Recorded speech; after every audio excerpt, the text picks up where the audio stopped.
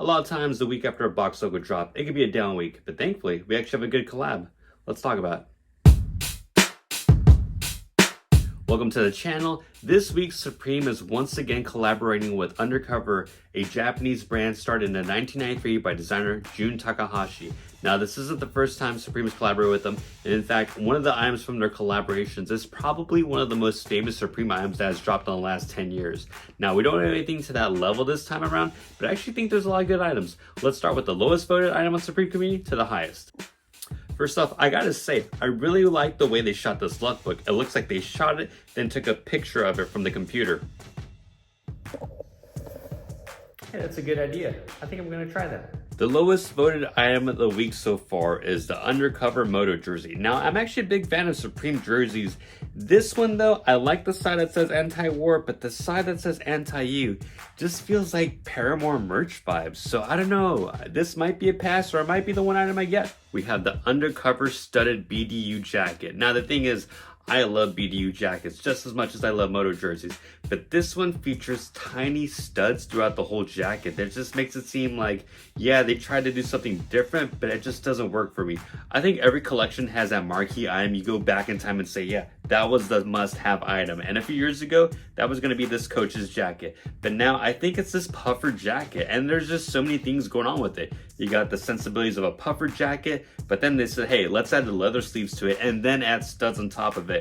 And while I really like it, it just seems like it's going to be insanely expensive. But if it was in this $300, $400 range, which I know is completely unlikely, it might have been the thing I go for. You have the Undercover studded 6-panel hat. And the thing is, this might be one of the items that has sneaky resell, especially in that black colorway.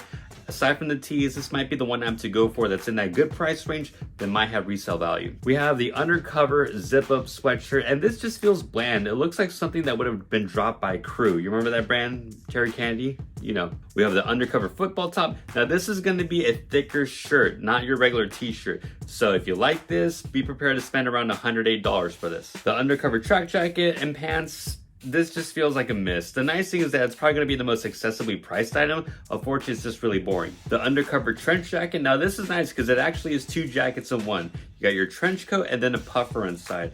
Now the thing is, with that in mind, this is probably going to be insanely expensive. So if you have $1,100, you've been looking for a trench coat, well, this might be the item for you. This is the Undercover anti-you sweatshirt. Now this features a rabbit whose head is actually a middle finger flipping off.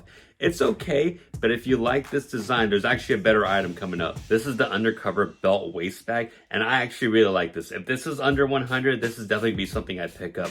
I don't know why, but it just reminds me of something Chewbacca would wear, and for that, yeah, I'm all in. Another one of the really standout items, this is the Undercover layered jean.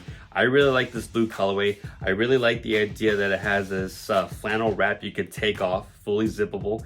And I really like that because a lot of times you have these 2-in-1 pieces, they're purpose built.